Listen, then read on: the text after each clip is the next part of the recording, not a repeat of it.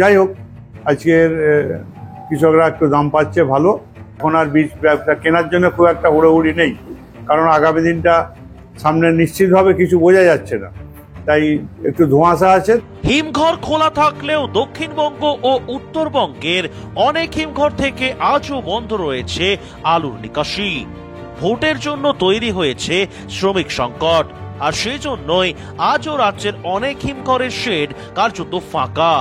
আবার কিছু কিছু স্টোরে আলু শেডে নামলেও তা ঢালাই বাছাই হয়নি। আলুর খবর সংগ্রহ করতে বেরিয়ে আজ হুগলি জেলার গোঘাট থানার বেশ কয়েকটি স্টোরে দেখলাম একই ছবি।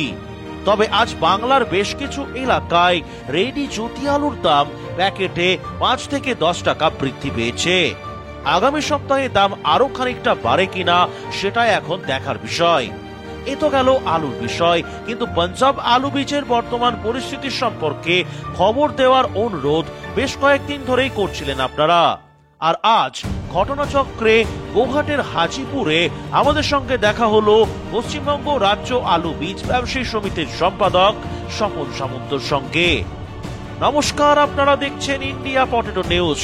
চলুন এখন স্বপন বাবুর সঙ্গে কথা বলে জেনে নেই আজ হুগলি জেলায় আলুর দাম ও আলুর সার্বিক পরিস্থিতি কি আছে, পাশাপাশি পাঞ্জাবে কোন কোন কোম্পানির বীজের কেমন দাম আছে, তথা আজকের দিনে দাঁড়িয়ে সমগ্র পাঞ্জাবে বীজের বর্তমান পরিস্থিতি ঠিক কি রয়েছে।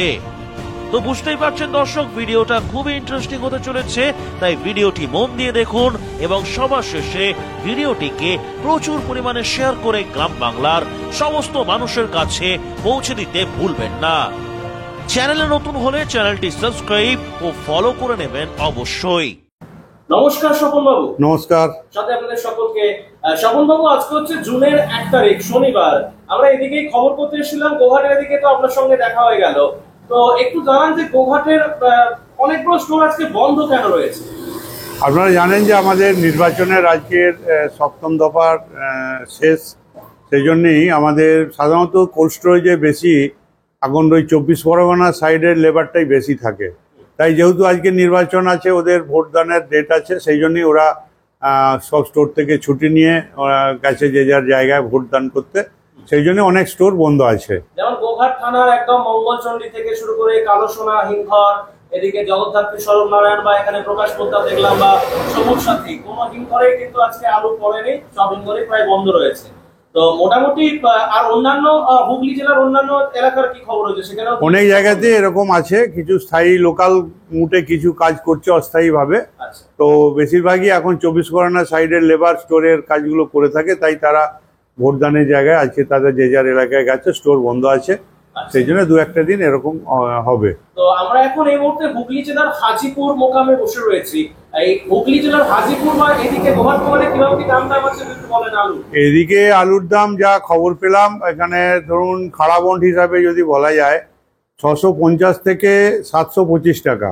আপনার মনে হবে যে দামটা এত তফাৎ কেন? কারণ বৃষ্টির আগে এবং পরে আলুর কোয়ালিটির অনেকখানি হেরফের আছে, এবং বৃষ্টির পরের অতিবৃষ্টিতে আবার কিছু আলু ড্যামেজও বেরোচ্ছে, তাই শর্টেজের ওপর নির্ভর করে এই ধরুন 75 টাকা দামের ডিফারেন্সটা আছে।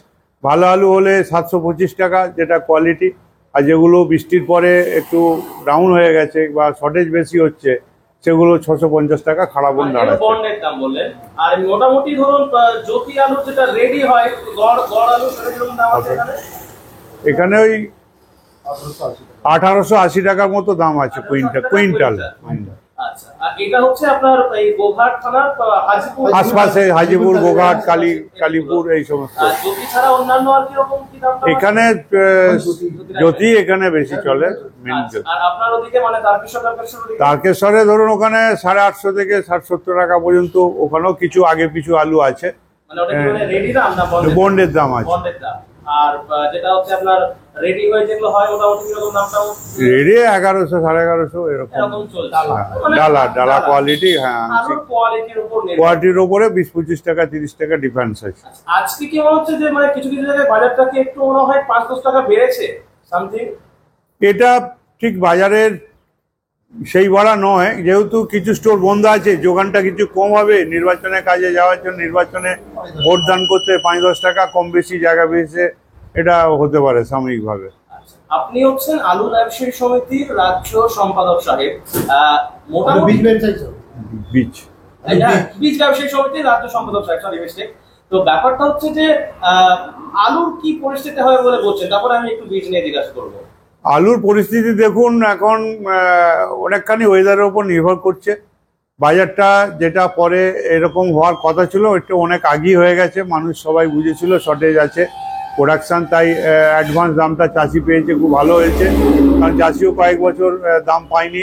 দেখুন, কৃষক বেঁচে থাকলে সব ব্যবসা চলবে, ভবিষ্যতের উন্নয়ন হবে বা দাম বৃদ্ধি পাবে, সবার ব্যবসা চলবে। কৃষক যদি মারা যায় তাহলে কিন্তু ব্যবসাটা কোনো সময় গ্রোথ হবে না। তো যাই হোক, আজকের কৃষকরা একটু দাম পাচ্ছে ভালো। এখন আলুর চাহিদা যোগানের ওপর ব্যাপার। এখন ধরুন এই মাসে আপনার 12.5 থেকে 13% মধ্যে আলু 12.5 এদিক ওদিক কম বেশি নিকাশি হবে।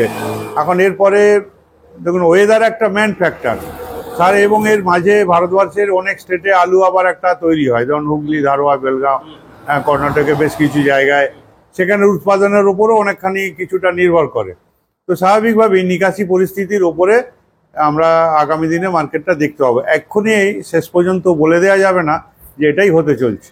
আচ্ছা, এবারে একটু বীজ নিয়ে আমি জানতে চাইবো স্যার, এখন পাঞ্জাবে বীজের কি পরিস্থিতি? যদিও সিজন এখন দেরি আছে, বীজের প্রায় 1.5 মাস 2 মাস ধরে প্রায় একই রকম অবস্থায় আছে, কারণ মার্কেটে টাকার অভাব আছে এবং সবাই চিন্তিত যে আগামী দিনে কি হবে। ওয়েদারের ওপর চাষটা অনেকখানি নির্ভর করে এবং খাবার আলুর দামের সঙ্গেও এটা ভ্যারি করে, ঠিক আছে। সেই হিসাবে যদি খাবার আলুর দামটা একটু বেশি হয় তাহলে বীজটাও বেশি হয়ে যায়।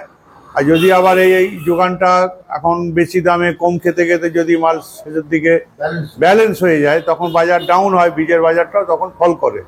তো সেই হিসাবে এখন অনেকেই একটা মোটামুটি দাম ভালো দামই হয়ে গেছে, তো এর ওপরে অনেকেই ঝুঁকি নিতে ভয় পাচ্ছে বা তারা একটু দেখে নিতে চাইছে। অবশ্য দেখে ব্যবসা করাই ভালো, বুঝে ব্যবসা করাই ভালো। আমরা অনেক সময় দেখে থাকি বা এটা আমরা অনেকেই জানি যে এই এখন যে মে জুন এই সময়টা থেকে বা এর আগে থেকে অলরেডি বীজ বুকিং করতে শুরু করে দেন এখানকার ব্যবসায়ীরা। অন্যান্য বছরের চাইতে কি এবছর সেই বুকিং এর মাত্রাটা কি কম না বেশি, কি খবর আছে?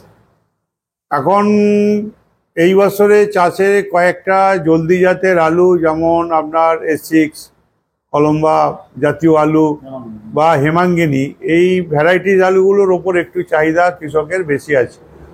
এর বাদে জ্যোতি আলু আমাদের যা প্রয়োজন সেটা সাফিসিয়েন্ট পাঞ্জাবেও আছে এবং দামটাও এখন ওই 1500-1600 থেকে বড় কোম্পানি 1800 টাকার মধ্যে, বা কেউ 2000 বায়োটেক, ভ্যারি করছে কোম্পানির গ্রেডিং কোয়ালিটির ওপরে নির্ভর করে। তো এটা দামটা খুব কম নয়, ঠিক আছে। বিগত দিনে আমরা দেখেছি যে এই দামের বেশি হতে গেলেই বীজ ব্যবসা ধাক্কা খেয়েছে, লোকসানে গেছে বা সেল কম হয়েছে কম দামে। তো যার জন্যই অনেকে মার্কেটটাকে দেখে নিতে চাইছে, আমাদের লোকজন যারা আছে। তো ওটা দেখে করাই ভালো। আর বাকি ভ্যারাইটি আলু যেগুলো ছিল কম দামে কিছু বেচাকেনা হয়েছে, হয়তো কিছু লাভ হচ্ছে, কিন্তু একসঙ্গে এখন হয়তো আগে থেকে ব্যবসায় ঝাঁপ দেওয়াটা ঠিক হবে না, সেই জন্যই। তাহলে কি বলবেন যে এত আগে থেকে মানে বীজ বুকিং এর ক্ষেত্রে হুড়মুড়িয়ে না পড়াই ভালো? একদম নিশ্চিতভাবে দেখে শুনে বুঝে ব্যবসা করাই তো ভালো, তাতে লাভ কম বেশি হবে, নিশ্চিত পতনের হাত থেকে তো রক্ষা পাবে। খবর কি বলছে এবছরে কি মানে বীজ অ্যাভেলেবল রয়েছে পাঞ্জাবে? জ্যোতি আলু কিছু অসুবিধা হবে না, কিছু ভ্যারাইটি আলুর দাম একটু আপ ডাউন হতে পারে, কিন্তু কিরকম কি দাম আছে বলা যেতে পারে? বীজের কিরকম মানে কোম্পানির নাম বলতে হবে না, এভারেজ 1400 থেকে ধরুন না 2000 টাকা পর্যন্ত বিভিন্ন বস্তা, 50 কেজির বস্তা জ্যোতি আলুর এইসব দাম আছে। আচ্ছা, তাহলে কি বার্তা দেবেন বীজ ব্যবসায়ীদের উদ্দেশ্যে? বীজ ব্যবসায়ীরা আমাদের অভিজ্ঞ, তারা বুঝে জানে, যার যেরকম ক্যাপাসিটি সে সেরকম ব্যবসা করেন। মানুষ বুঝছে, যাদের একটা জায়গা আছে তারা বুঝি করবে। আমার বীজ ব্যবসায়ীরা যথেষ্ট আলোচনা হয়, আমাদের রাজ্য জেলার মিটিংয়ে আলোচনা হয়েছে, তাদেরকে বার্তা দেওয়া হয় যে আপনারা বুঝে করুন। আপনি নিশ্চিত দেখছেন যে মানুষ বুঝেই করতে চাইছে, এখন আর বীজ ব্যবসা কেনার জন্য খুব একটা হুড়োহুড়ি নেই, কারণ আগামী দিনটা সামনে নিশ্চিতভাবে কিছু বোঝা যাচ্ছে না, তাই একটু ধোঁয়াশা আছে, তাই বীজ ব্যবসায়ীরা এখন একটু স্লো চলছে বা দেখে কাজ করাই ভালো, এটা আমাদের হবে। একদম স্যার, 2023 সালে যে আলুটা চাষ হয়েছিল বেশিরভাগই পাঞ্জাব দিকে চাষ হয়েছিল, এবং বৃষ্টির পরে যে সমস্ত আলুটা লাগানো হয়েছিল সেই সমস্ত আলু কিছু কিছু জায়গায় ইতিমধ্যে পচে যাচ্ছে, এরকম একটা খবর উঠে আসছে। এলাকা ভিত্তিক কিছু কিছু জায়গায়, হুগলি জেলাতে অনেক জায়গাতে হচ্ছে, কাবলেতেও শুনলাম, আমি খবরের কাগজে পড়ছিলাম স্কুলে হয়েছে। তো এইটা কি মনে হচ্ছে যে মানে আলুর বীজের কোনো সমস্যার জন্য নাকি অন্য কোনো সমস্যার জন্য?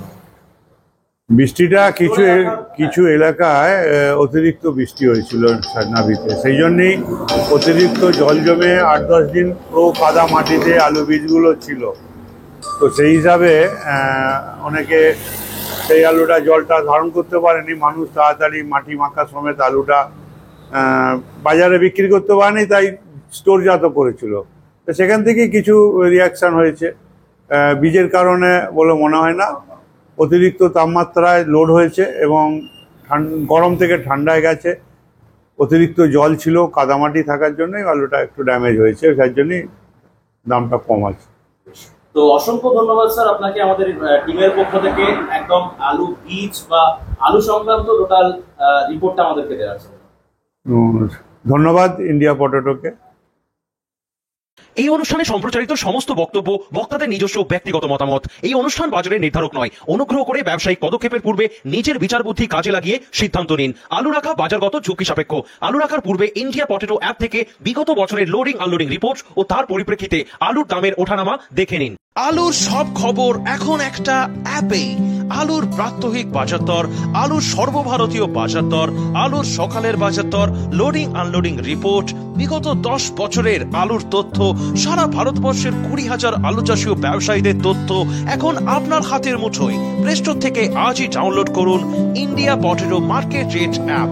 2012 সাল থেকে প্রতি মুহূর্তে আপনার সঙ্গে।